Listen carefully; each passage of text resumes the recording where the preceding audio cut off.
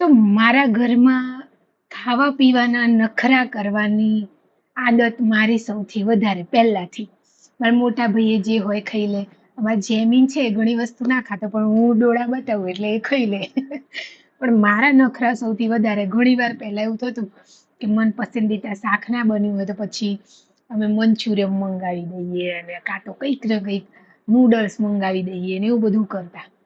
પણ હમણાંથી એમાં ખાસ કરીને કીમું પછી જ્યારે મને ખાવા ભાવતું થાય એટલે તમે માનશો નહીં મારા બધા નખરા સાઈડમાં થઈ જાય છે હવે.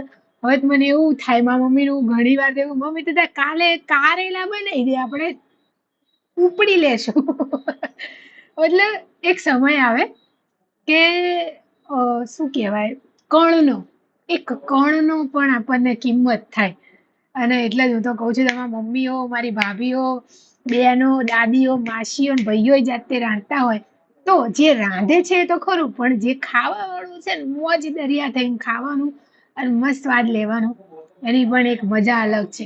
અગર એ સ્વાદ જીભે પકડાય છે ને એ પ્રભુડાએ હજુ સુધી આમ રાખ્યું છે ને શરીરમાં એની એ મજા કંઈક ઓર છે. તો મસ્ત સ્વાદ લઈને ખાવાનું મોજે દરિયા રહેવાનું.